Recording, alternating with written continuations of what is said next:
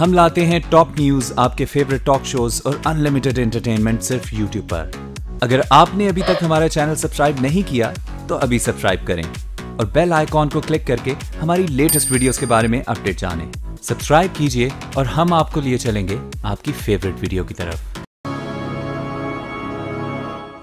बिस्मिल्लाहिर्रहमानिर्रहीम, अस्सलाम वालेकुम नाज़रीन, मैं हूँ आसमा शिराजी। प्रोग्राम है फैसला आपका। चौधरी निसार साहब का स्टेटमेंट आ चुका है, बयान उनका, और वो ये कहते हैं कि जो शेर पढ़े गए थे उसका जवाब देना ज़रूरी था। और वो शेर जो पढ़े मरियम नवाज़ ने, चंगिया नाल जे नेकी कर दे नस्लां तक नहीं भूल दे, बद नस्लां नाल नेकी करिए ते पुठियाँ चालां चल दे। इसके साथ साथ एक गालिब का शेर जो है वो मियाँ नवाज शरीफ ने भी पढ़ा, लेकिन यहाँ जब उन्होंने बात की तो अदब की बात है, वरना मुनीर सोचो तो जो शख्स सुनता है वो बोल भी सकता है। तो चौधरी निसार आखिर बोल पड़े और बराह रास्त पहला जवाब उन्होंने अब से थोड़ी देर पहले मरियम नवाज और मियाँ नवाज शरीफ को दिया है। अच्छा, थोड़ी देर पहले मरियम नवाज से फिर हमने राब्ता किया कि क्या, क्योंकि ये ऑफ द रिकॉर्ड गुफ्तगू हुई थी, यानी गैर रस्मी गुफ्तगू थी जो कि इस एहतसाब अदालत के अंदर होती है। उस पर उनका ये कहना है कि हमने ये जो शेर थे, सवाल ये था कि एहसान फरामोश के बारे में कहा गया था कि क्या एहसान फरामोश के बारे में क्या कहेंगे, तो उन्होंने कहा कि हमने एहसान फरामोश के लिए बोला था, चौधरी निसार के लिए नहीं बोला था, नाम कहीं नहीं लिया।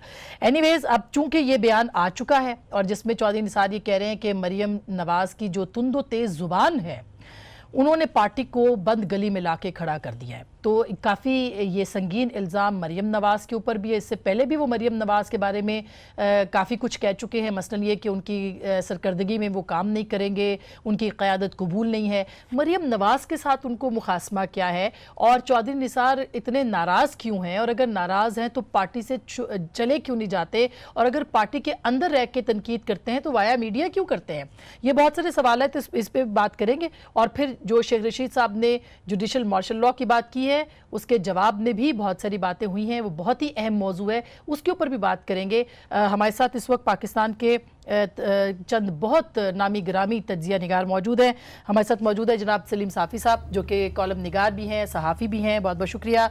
हमारे साथ मौजूद है जनाब मज़हर अब्बास साहब, अगेन एक बार बहुत मोतबर नाम सहाफ़त का।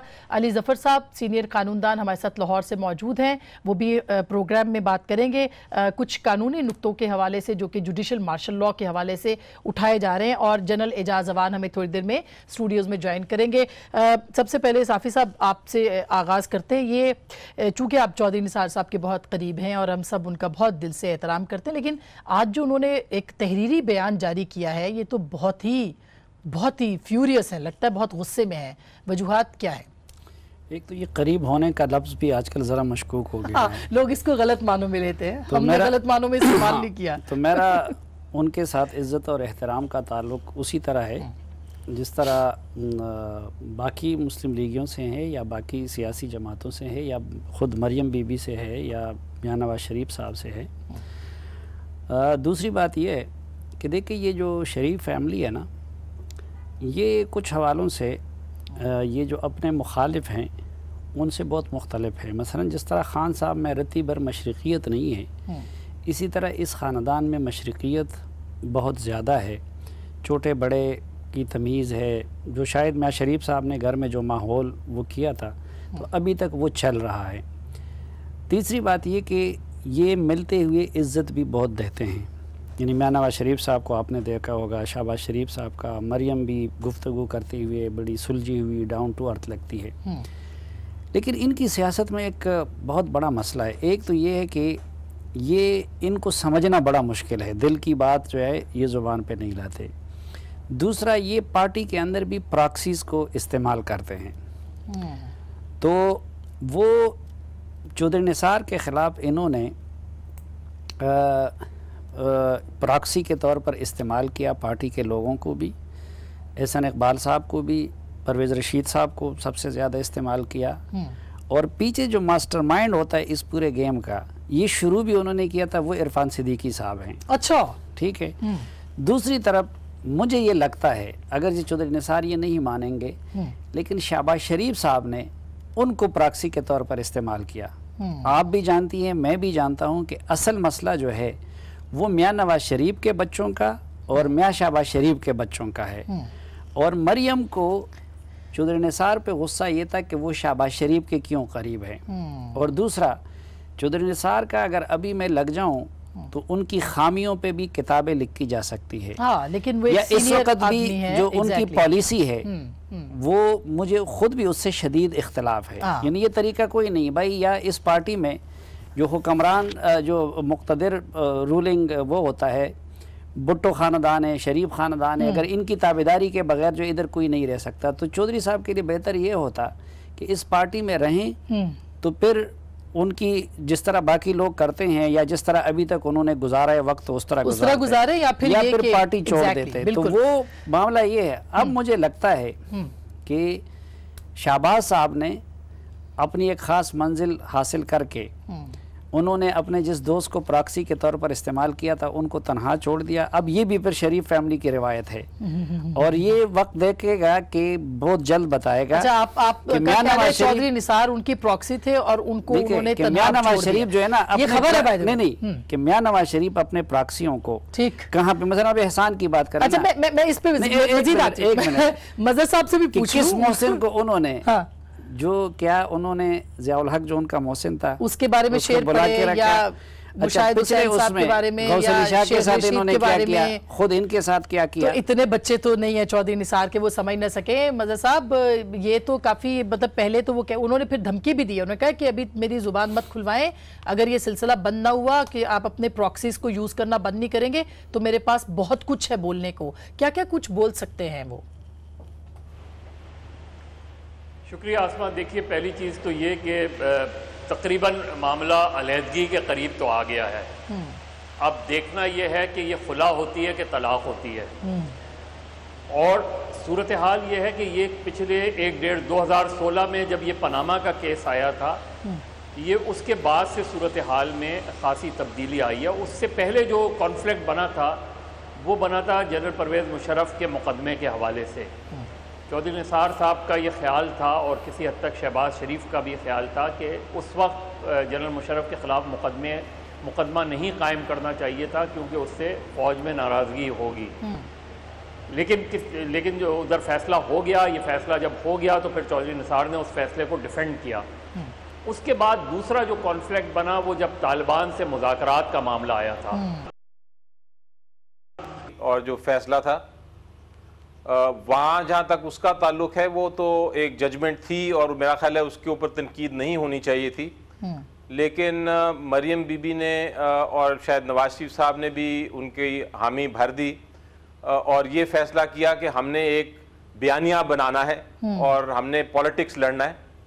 और इसमें कोई शक नहीं कि जो उन्होंने दिखाने की कोशिश की कि ये तो सिर्फ हमें एक अहकामे पे निकाला गया, वो पब्लिक में उसका एक काफ़ी इमेज बना और ये थोड़ी सी कंफ्यूजन हो गई लोगों के दरमियान कि फ़ैसला क्या था और जो उसका असल फ़ैसला था उससे उन्होंने जो दूर करना था अपने आप को वो करने में बहुत हद तक कामयाब हो गए।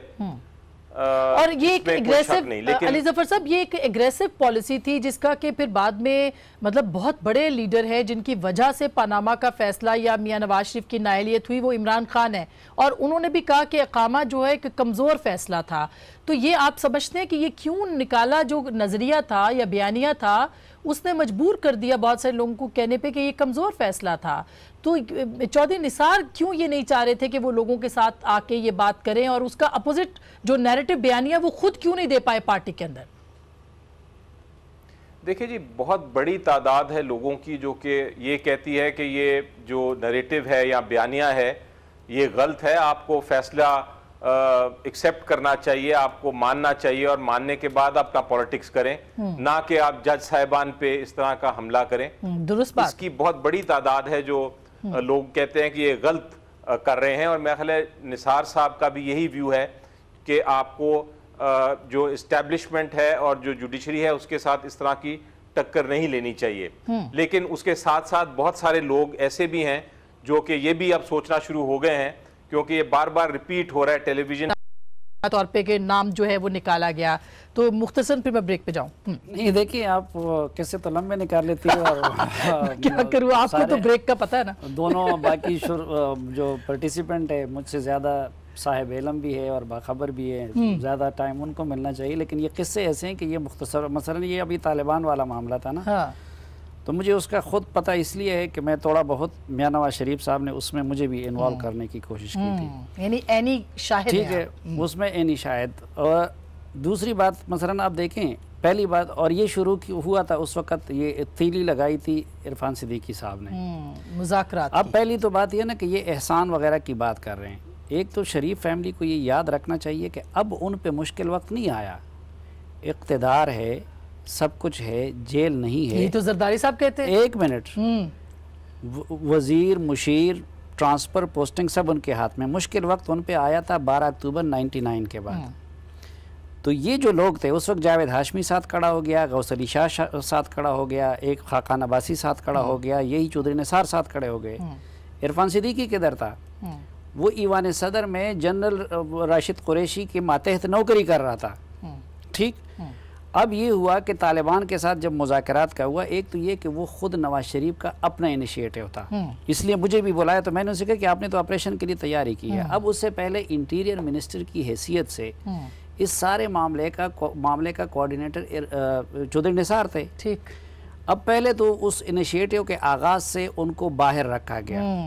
अच्छा, फिर जब कमेटी बनाई गई तो पहले दिन सिद्दीकी साहब ने, मुझे ये भी पता कि किसके ज़रिए लॉबिंग की, एक तो उधर किसी के ज़रिए लॉबिंग की कि मुझे इसका तर्जुमान बना दे, और सुबह जब वो मीटिंग के लिए गए तो प्राइम मिनिस्टर के साथ जो दूसरी चेयर लगाई थी वो पहले से इंश्योर कराया गया था कि उस पे इरफान सिद्दीकी को बिठा। अब एक बंदा, आप 35 साल से आपका साथ है, ये चौधरी निसार साहब के साथ हुआ, तो चौधरी निसार को लाइन में बिठाया गया, चौधरी निसार को लाइन में बिठाया गया, अच्छा, और इरफान सिद्दीकी साहब को वहां पे। और बाद में मैं आपको बताऊं कि इन सब चीजों को, ये अभी भी ये अशार जो है ना, ये अशार, हाँ। आपको पता है मैं नवाज शरीफ साहब मेरी तरह है, हाँ।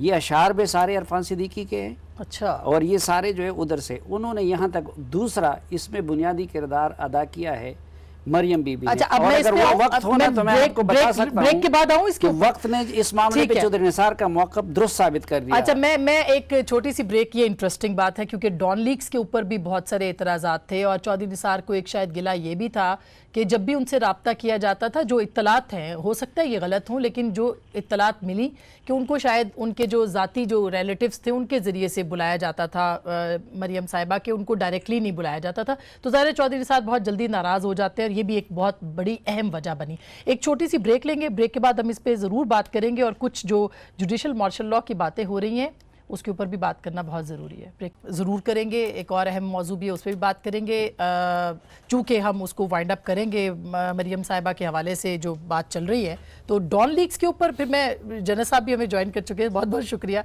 ज़रा आप कुछ कह दीजिए, फिर मैं जनरल साहब के पास जाऊँ। देखिए, डॉन लीक्स मैंने पहले भी अर्ज़ किया, उसके बाद भी, कि डॉन लीक्स हकीकत में उसका कोई वजूद नहीं था, लेकिन जो परवेज़ रशीद को कुर्बानी का बकरा बनाया गया, तो वो चौधरी निसार ने तो नहीं बनाया ना, वो तो मियां नवाज शरीफ ने उनको बना दिया। दूसरी मिस हैंडलिंग आप देखें कि पहले दिन वजारत इत्तलात का उस हवाले से एक मौक़िफ़ आया जो गलत था, उन्होंने लग गए थे कि पार्शली करेक्ट, हालांकि सिरे से वो चीज़ थी ही नहीं। दूसरे दिन हुकूमत का कुछ और मौक़िफ़ आया, फिर बाद में, तो वो चौधरी निसार के लेवल का मामला ही नहीं था। परवेज़ रशीद को कुर्बानी का बकरा उन्होंने, लेकिन जिस तरह के इन लोगों में होती है ना, तो नीचे परवेज़ रशीद साहब के कानों में ये डालने की कोशिश की जाती रही कि आपके साथ तो जो कुछ हुआ वो उन्होंने किया। एग्जैक्टली इसी तरह बाकी लोगों का भी। फिर देखें कि ये जो पनामा वाला मामला था ना, मैंने आपसे अर्ज़ किया कि चौधरी निसार की शख्सियत की खामियों और ख़राबियों पे और उनकी सियासत की उस पर जो है मैं किताबें लिख सकता हूँ, लेकिन पनामा के मामले में उनका मौक़िफ़ दुरुस्त साबित हो गया, इनका गलत। क्यों? नंबर 1 कि 2000 उनका नैरेटिव तो जो कह रहे थे उसको पहली बात बरअक्स उनका नैरेटिव जो अभी अली ज़फ़र साहब भी बात कर रहे हैं कि 2000 पहली मरतबा जब इमरान खान ने ये बैरूनी प्रॉपर्टी के हवाले से वो किया, तो चौधरी साहब के साथ उन्होंने मियाँ साहब के साथ सवाल उठाया कि आप मुझसे कल प्रेस कॉन्फ्रेंस करवा रहे, मियाँ साहब दोनों बेटों को बिठा के उनके सामने बिल्कुल मुकर गए। मैं अपने इदारे का मजदूर हूँ, ठीक, लेकिन मेरा ऑनर भी अगर किसी मामले में मुझे ऑन बोर्ड नहीं लेता, मुझे सच नहीं बताता, तो फिर जाहिर है। देखे हाँ। एक मिनट, उस वक्त उनसे गलत बयानी की गई। जब मामला निकल आया, हाँ, उनकी ये एडवाइस थी कि सुप्रीम कोर्ट ना जाएं, सुप्रीम कोर्ट में फंस गए। उनकी ये एडवाइस थी कि चौधरी निसार की एडवाइस थी कि आप उधर ना जाएं। वैसे ये तो खुर्शीद शाह की भी एडवाइस और थी, ये खुर्शीद शाह की भी थी। ये हम अच्छा, हम जिस सब लोग ये कह रहे थे अपनी, अच्छा फिर एक और हाँ, उनकी ये एडवाइस थी कि इस कमेटी से हमें कोशिश करके खत लिख के या चीफ से जी मिलकर हाँ।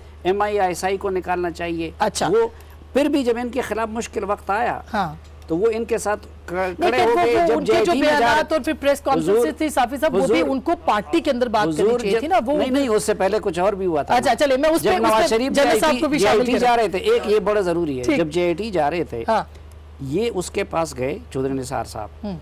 इन्होंने कहा मियाँ साहब अगर आप नाराज ना हो तो मैं आपकी गाड़ी को ड्राइव करूंगा। उस दिन मरियम बीबी ने ये इंश्योर कराया कि उनकी गाड़ी ड्राइव करते हुए तस्वीर ना आ जाए, और मियाँ साहब को गाड़ी से उतार के उन्होंने अलग परवेज रशीद वगैरह के साथ कड़क होकर के तस्वीर, इसलिए वो नाराज हो के JIT से वापस चला चले। ये तो खैर अब लंबी जब आप मुझे ऑनबोर्ड नहीं करते, आप मुझे उन्हीं सही है, लेकिन उस दूसरी तरफ की जो कहानी है चौधरी निसार साहब की, वो भी देखे ना, वो भी पार्टी के अंदर रह के भी बहुत सारी बातें जो हैं वो मीडिया पे करते रहे, वो पार्टी में नहीं करते रहे। जैसे वो काबीना के अंदर उन्होंने एहतजाज किया, कहानी थी ना, दोनों तरफ को सुनाया, लेकिन आपके पास दूसरी कहानी है तो आप बताएं। मैंने तो ब्रेक की थी जो काबीना में हुआ था, मैंने तो ब्रेक की थी जो काबीना में उनकी उनकी पहली जो लड़ाई हुई थी, और काबीना में यही चीज उसने रिपीट की थी कि मैं आपसे ये कह रहा था कि आप ना करें, बिल्कुल, कि खुशामदियों को मुंह ना लगाएं और ये ना करें। तो जनरल साहब अब चले, ये एक तो ये मामला चल रहा है जिसमें चौधरी निसार साहब का स्टेटमेंट आ गया। अब ये जुडिशियल मार्शल लॉ की बात भी है। एक बात मैं ऐड कर दूं। जी मैं साहब, जी मैं साहब, देखिए राज दोनों के पास बहुत हैं एक दूसरे के खिलाफ और एक दूसरे के हवाले से।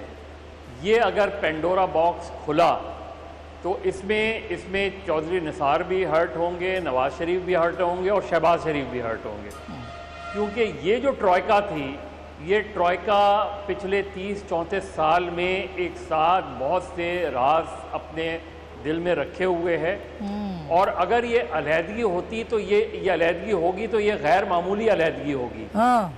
और इसका जाहिर है इसमें जो है वो मेरा ख्याल है मुस्लिम लीग नून जो है उसमें बड़ी वाज़ेह तकसीम भी आ सकती है। अब उस तकसीम में जीतेगा हम इसी के ऊपर बिल्कुल ये इशारा जो कि आज उन्होंने दे दिया है। मज़हर साहब, जन साहब आप क्या कहेंगे इसके हवाले से, क्योंकि अगर चौधरी निसार पार्टी से जाते हैं तो चौधरी निसार को तो नुकसान होगा, PMLN को भी नुकसान होगा, नहीं? देखिए चौधरी निसार की जो हैसियत रही है मुस्लिम लीग नून में, ये कोर जो मेंबर्स थे उनमें से हैं, and he is an insider.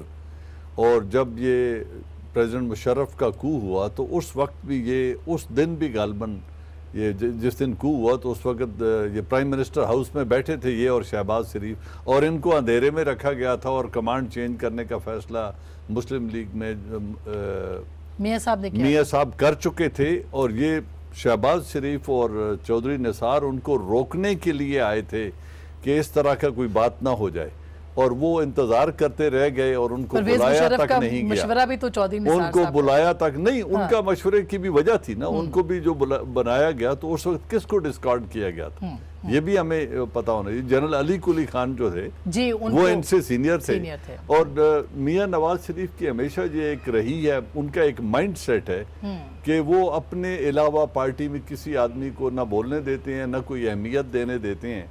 और उस वक्त जनरल अली कुली खान को न बनाने की एक वजह यह भी थी कि वो गौहर अयूब उस वक्त बहुत स्ट्रांग हो जाते शायद पार्टी में, बिल्कुल, तो ये वो पोजीशन उनको देना नहीं चाहते थे। तो इस ये वजूहात बनी, लेकिन चले वजूहात तो मौजूद थी बहुत सारी। बिल्कुल बिल्कुल। अभी भी जो चौधरी निसार हैं, ही इज एन इनसाइडर, और उनको बड़ा सूरत के साथ इस्तेमाल किया गया पाकिस्तान आर्मी के साथ राब्ते रखने के लिए। और जो शहबाज शरीफ की और इनकी पिछले चीफ्स के साथ मुलाकातें होती रही, अभी तो कोई नहीं हुई ना, अभी तो नहीं हुई, और ISPR ने भी डिनाई किया है, and we have to trust them कि नहीं हुई। लेकिन इससे पहले जो होती रही तो उसमें ही वाज एन इनसाइडर, और उनको यूज किया गया as a tool to bridge the gap और उनको सही है, वो तो पार्टीज के अंदर होते हैं। अब लोग कहते हैं शायद वो शायद हुसैन सैयद साहब ने रिप्लेस कर दिया है, तो अब चौधरी निसार की वो जरूरत नहीं रही है, मतलब ये कहा जा रहा है। मैं उस माइंडसेट की तरफ इशारा कर रहा हूँ कि जावेद हाशमी ने भी जब एक दफा पार्टी के लिए बहुत काम किया और वो बहुत प्रोमिनेंट हो गए, तो उस तरीके से जैसे उस वक्त उनके साथ एक सलूक किया गया, फिर वो पीटीआई में आए, फिर वापस गए और अभी तक वो सर ये तो पॉलिटिकल पार्टीज में होता है। अच्छा, मैं एक छोटी सी ब्रेक लूंगी अली जफर साहब, माजरत, ब्रेक के फौरन बाद आपके अंदर की कहानी और उसके जो माजी है, जो चारों मेरे गेस्ट हैं ना, इनके पास इतना कुछ है बताने को और खुद मेरे पास भी थोड़ा बहुत है बताने को कि अगर हम बताना शुरू करें तो वाकई काफ़ी टाइम गुजर जाएगा और वक्त बहुत महदूद है, इसलिए मैं फ़ौरन आगे बढ़ती हूँ। अली जफ़र साहब, ये जो आजकल आर्टिकल 199 की बात हुई है, शेख रशीद साहब ने मुतालबा किया है, वजाहत की है, फिर ये कहा है कि शफाफ इलेक्शन हिदायत करें चीफ जस्टिस के वो आर्मी चीफ कराएं या फ़ौज कराएं। सर इसकी क्या हैसियत है और क्या इसको जुडिशल मार्शल लॉ कहेंगे या नहीं कहेंगे?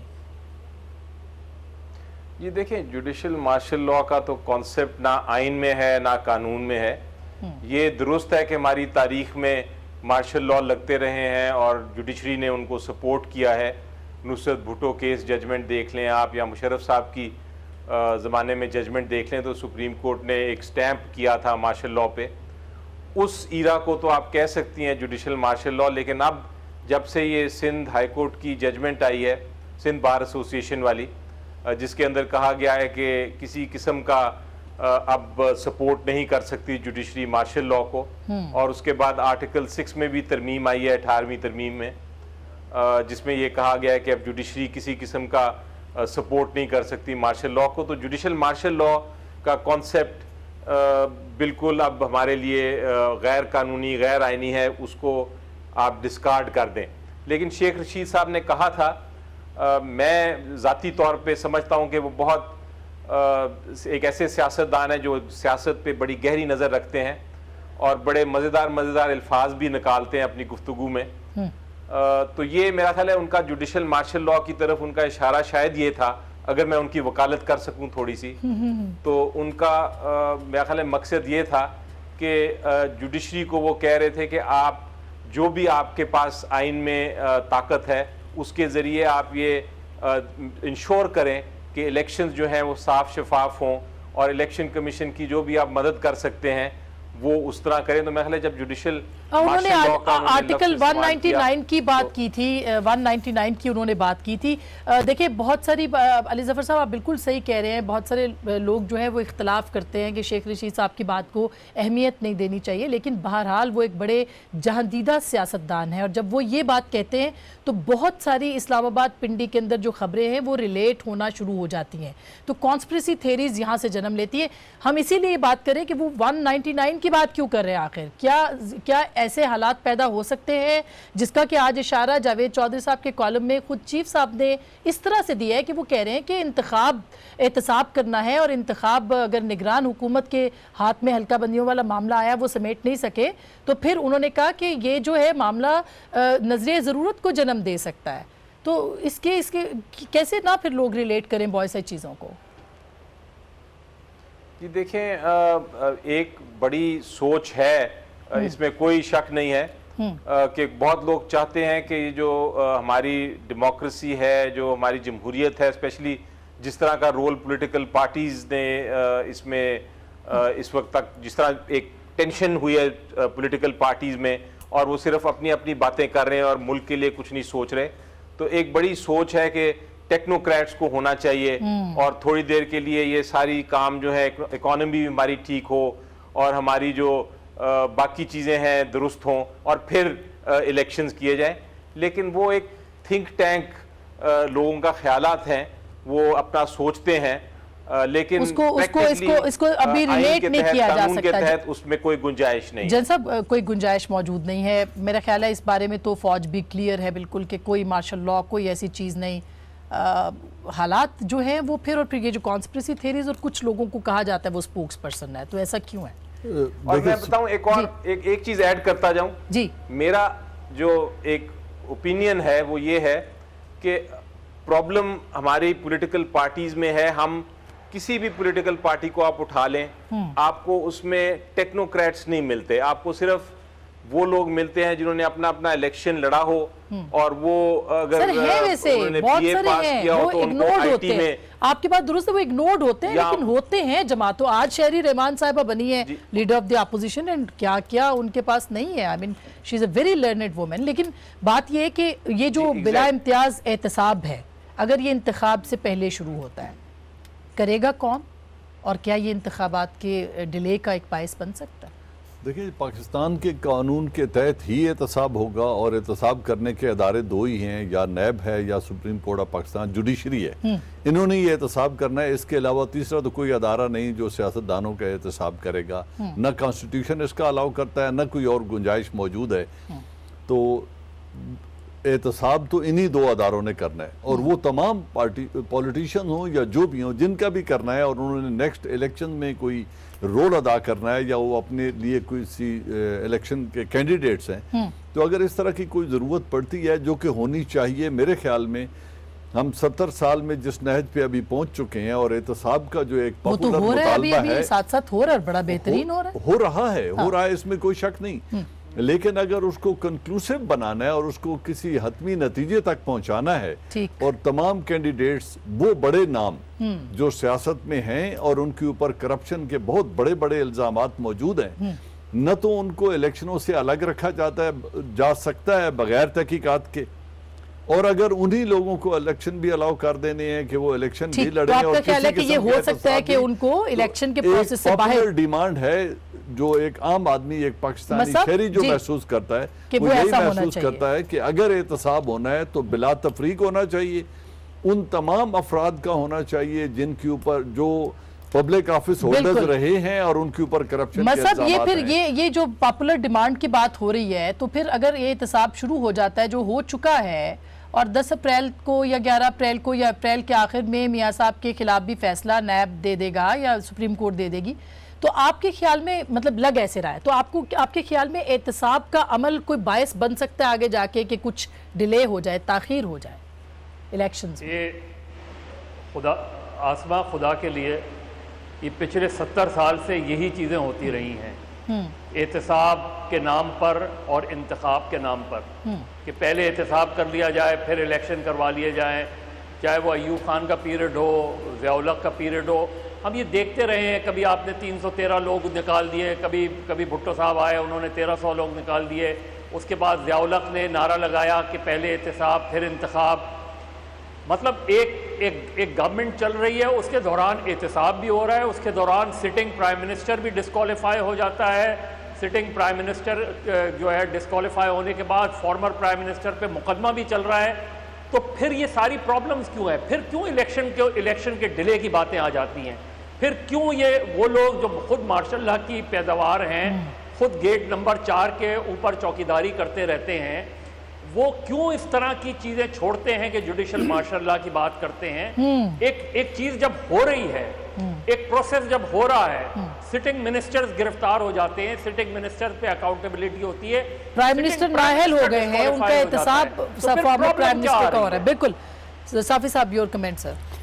ये एक तो नज़र साहब बिल्कुल दुरुस्त पर माने। देखिए, कोई ये तस्वर कर सकता है कि जनरल ज़िया-उल-हक की हुकूमत में जनरल ज़िया-उल-हक के साथ वो हो जाता जो नवाज शरीफ के साथ हो रहा है, या क्या जनरल मुशर्रफ की हुकूमत में क्या शौकत अजीज़ को इसी तरह अदालत में लाया जा सकता था जिस तरह के अब नवाज शरीफ को लाया गया है? बल्कि इफ्तिखार चौधरी को रुखसत करने की एक वजह ये भी थी कि उसने उस प्राइम मिनिस्टर के स्टील मिल का एक फैसले को अंडू करने की कोशिश की थी। तो एक तो ये कि अगर उस चीज़ को एहतसाब कहते हैं, तो आजकल तो देखे कि मुल्क के प्राइम मिनिस्टर को और इतने पॉपुलर लीडर को वो अपनी बेटी समेत जो है अदालतों में आ जा रहे हैं आज भी और फरियादें कर रहे हैं। तो एक तो ये, दूसरा एक नुकता कि एहतसाब आवाम चाहते हैं यकीनन, लेकिन सिर्फ सियासतदानों का नहीं, आवाम चाहते हैं कि जो पब्लिक ऑफिस होल्डर है उनके साथ साथ जजेस का भी एहतसाब हो, जर्नलों का भी हो, जर्नलिस्ट का, और वो भी शुरू हो।